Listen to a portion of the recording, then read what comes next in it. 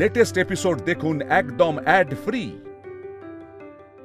আমি আপনার অর্ধাঙ্গিনী, আপনার নিষ্ঠুর ভালোবাসা আর আমার কাছ থেকে আপনাকে দূরে সরানো এই শিশু রূপ, আমি এর অবসান ঘটাবো। কালী রূপ ধারণ করে আমি আপনাকে লাভ করব।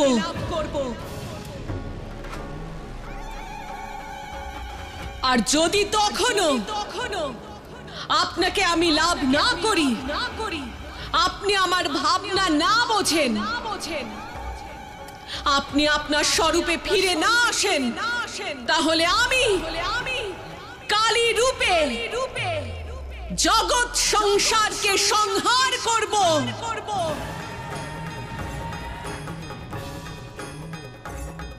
আর তার কারণ হবেন একমাত্র আপনি মহাদেব, একমাত্র আপনি।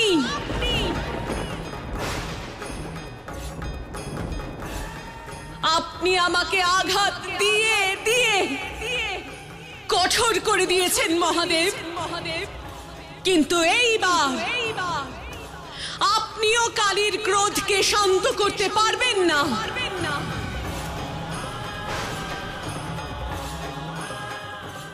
আপনি আমার ভক্তি আর আমার ভালোবাসাকে শূন্য করে দিয়েছেন।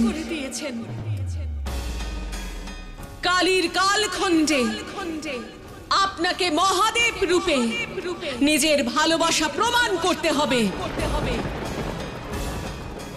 অন্যথায় পার্বতী ততক্ষণ কালী হয়ে সংহার করতেই থাকবে যতক্ষণ না আপনি আপনার মূল স্বরূপে ফিরে আসছেন। মহাদেব, কালীর মুখোমুখি হওয়ার জন্য প্রস্তুত হন।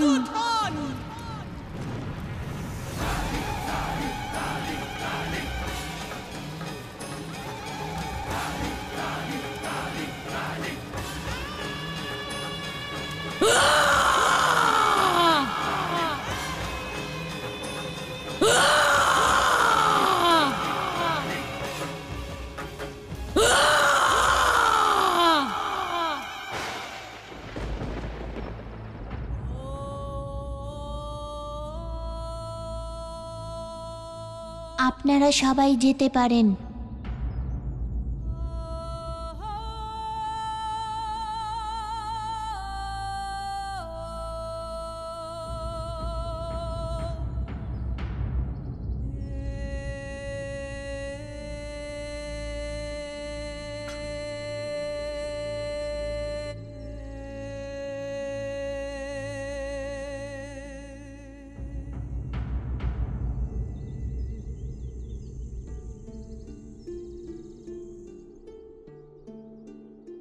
কষ্ট পেও না সুমতি। এইরকম কপট, স্বার্থপর আর লোভী পরিবারের সঙ্গে সম্পর্ক স্থাপন করা সুখের হয় না মা। আমি তোমার বিবাহ ভালো পরিবারে দেব। যে কন্যা একবার লগ্ন ভ্রষ্টা হয় তাকে আর কে বিবাহ করবে গুরুমা? এখন সবাইকে কি করে মুখ দেখাবো? আমাদের সুমতি চিরকাল কুমারী রয়ে যাবে, সারা জীবনও লাঞ্ছনা ভোগ করবে। পণ আদান প্রদান এমন বিষাক্ত ফল যা সম্পর্কের মিষ্টত্বকে তিক্ত করে তোলে। বিবাহ সুখ, শান্তি, সংযোগ, ভালোবাসাই হলো বিবাহের মূল মন্ত্র। বিবাহ কোনো ব্যবসা, বোঝাপড়া বা ছলনা নয়। বিবাহ দুই হৃদয় আর দুই পরিবারের মধুর মিলন ক্ষেত্র।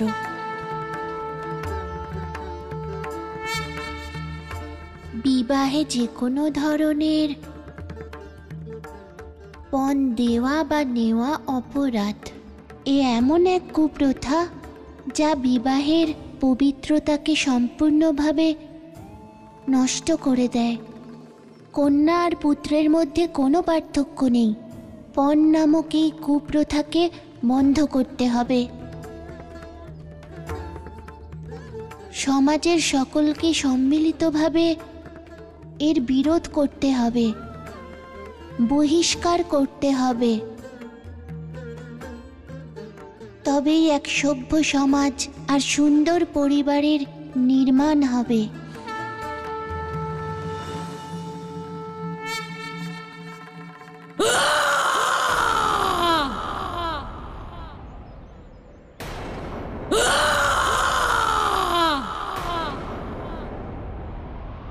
মহাদেব!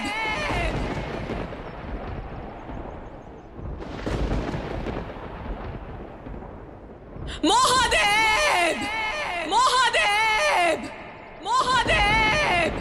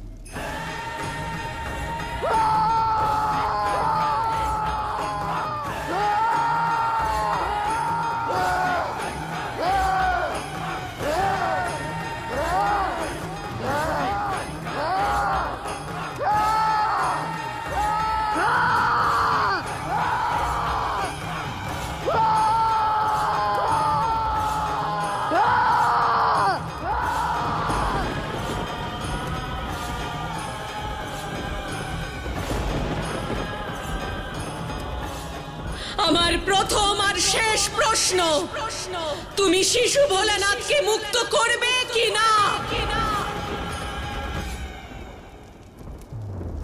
ওনাকে মহাদেব হতে দেবে কি না? উত্তর দাও অনসুয়া। তোমার তথাকথিত পুত্রকে আজ এই মুহূর্তে শিশু ভোলানাথ থেকে মহাদেবে পরিবর্তিত হতে হবে।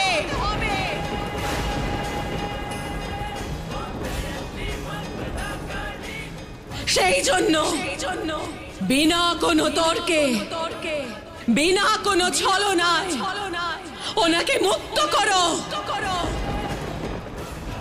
অন্যথায় আজ তোমার শরীর থেকে তোমার আত্মাকে মুক্ত হতে হবে, মুক্ত হতে হবে।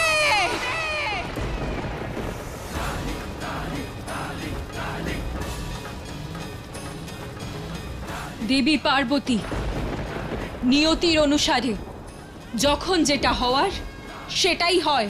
আবার তর্ক, আবার ছলনা। সোজা কথায় বলো, শিশু ভোলানাথ মহাদেব হবেন নাকি ভোলানাথের শিশু লীলার সূত্রধরকে বিনাশ করে দেব? আর আরম্ভ করব কালীর সংহার লীলা। না মা, না মা, ক্ষমা করে দিন। আমি শুধু মৃত্যুদাত্রী, মৃত্যুদাত্রী আমি।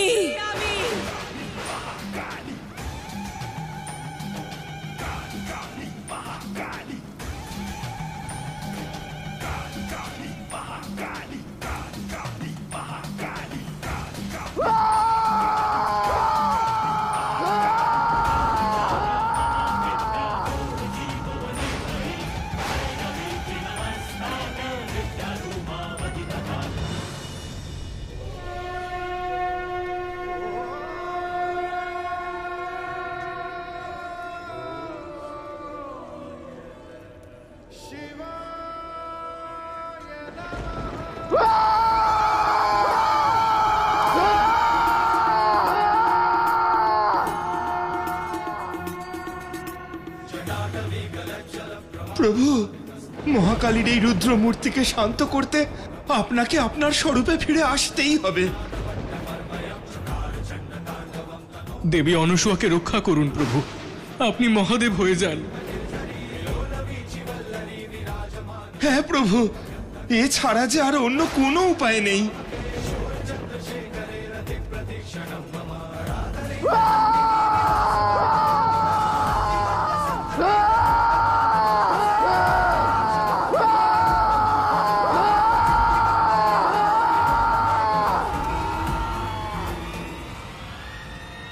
মিত্র,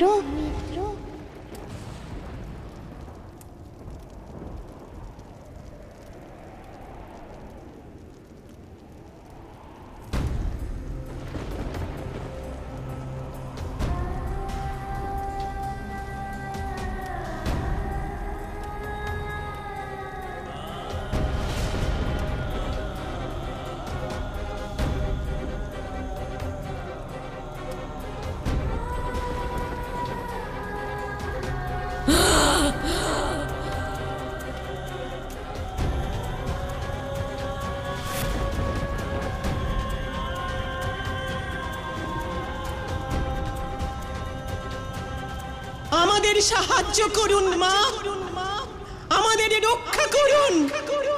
সংকটে পড়লে আপনি আমাদের রক্ষা করবেন কথা দিয়েছিলেন মা, আমাদের সাহায্য করুন।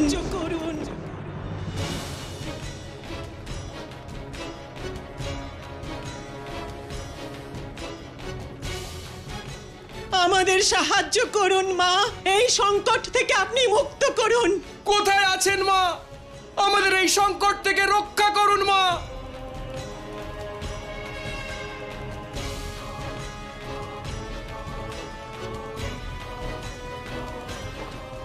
বেশিক্ষণ সময় তোমরা আমাদের বন্দি করে রাখতে পারবে না। আমাদের মা আসবেন আর আমাদের মুক্ত করবেন। আর এই অত্যাচারের জন্য তোমাদের সবাইকে কঠিন শাস্তি দেবেন। তোমাদের বাঁচানোর জন্য মা আসবে। আমাকে আশীর্বাদ দিন। আমি যখনই আপনাকে ডাকবো আপনি আমার কাছে চলে আসবেন। আমার আর্তনাদ আপনার কাছে প্রাধান্য পাবে। তথাস্তু। আমরা সংকটে পড়লে আপনি আমাদের রক্ষা করবেন কথা দিয়েছিলেন মা। আমাদের এই সংকট থেকে মুক্ত করুন, আমাদেরকে সাহায্য করুন মা। আমার ভক্ত আমাকে ডাকছে, আমার ভক্ত আমাকে ডাকছে। আমাকে যেতে হবে, খুব তাড়াতাড়ি ফিরবো আমি অনসুয়া। মহাদেবকে ফিরিয়ে নিয়ে যেতে। ওনাকে মুক্ত করবে, না হলে শিরচ্ছেদ হবে। তোমাদের প্রত্যেকের শিরচ্ছেদ হবে।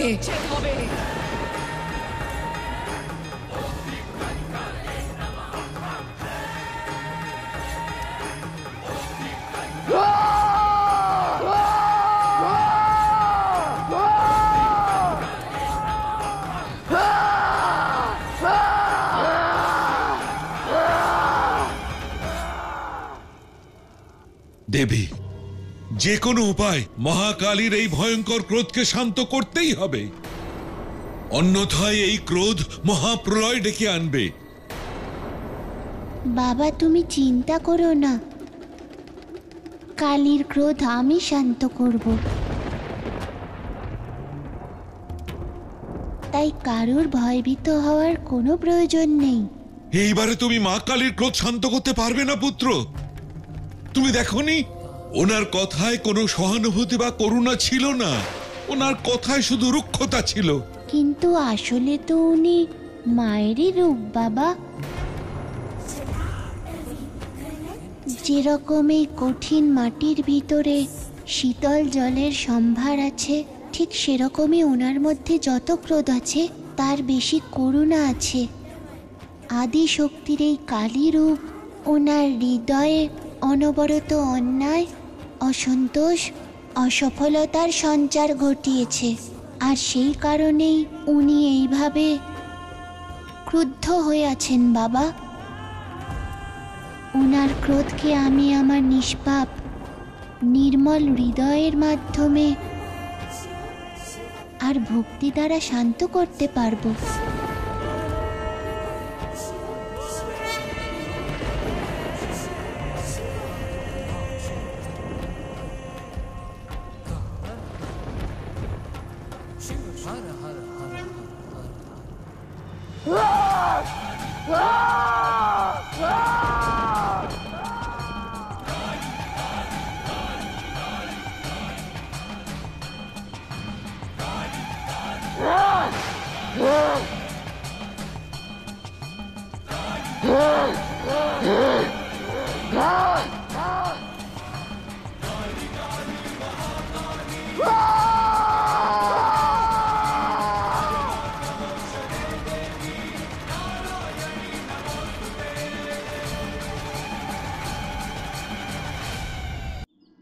সংকট এখন আমাদের সঙ্গী হয়ে গেছে, শুরু হয়ে আর শেষ হবার নামই নিচ্ছে না। কেন জানি না এরকম মনে হচ্ছে যে দেবী পার্বতীর এই বিনাশকারী রূপ আমাদের জীবনে অনেক বিপর্যয় ডেকে আনবে। আমি আমার এই ছোট্ট পরিবার নিয়ে চিন্তিত শিব। মা, সমাধান চিন্তিত হয়ে নয়, চিন্তা করে পাওয়া যায়। মিত্র পার্বতী নিজের রূপে কিভাবে ফিরে আসবেন তার জন্য আমাদের চিন্তা করতে হবে। মা, তোমাকে সবার প্রথমে সুমতি দিদির জন্য যোগ্য পাত্র খুঁজে তার বিবাহ দিতে হবে। না ভাই শিব,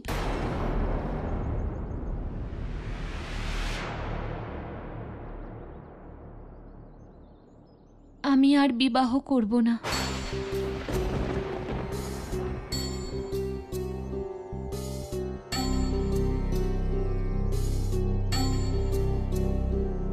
এরকম বলতে নেই সুমতি, কোনো ঘটনা বিনা কারণে ঘটে না।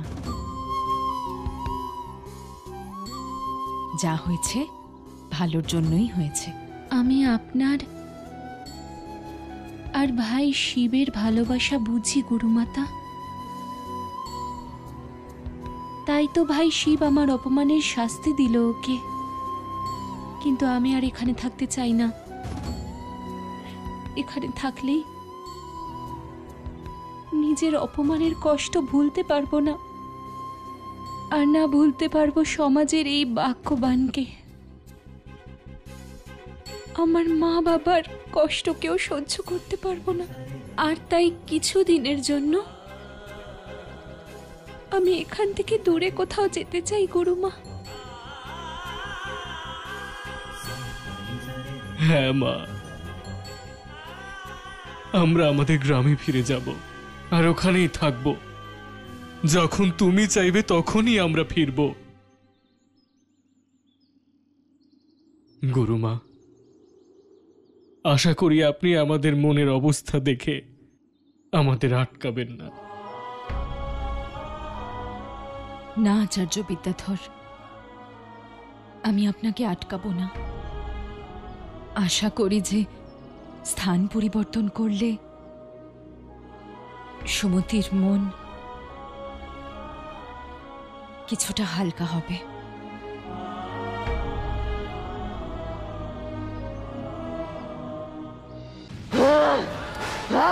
আমি জানতাম আপনি আসবেন মা, আপনার কথা রাখতে আপনি আসবেন।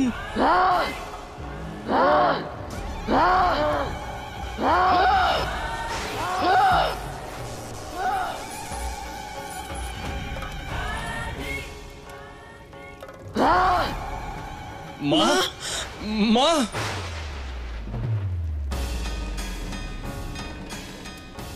আপনার অশেষ কৃপা মা।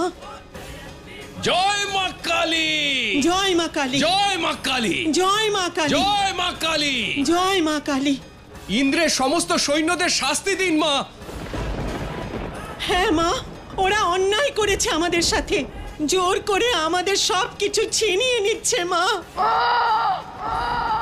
আর আমাদের সবাইকে দাস বানিয়ে আমাদের সমস্ত সোনা কেড়ে নিয়ে যাচ্ছে। ওদের কঠোর শাস্তি দিন মা, এটাই ওদের প্রাপ্য, এটাই প্রাপ্য।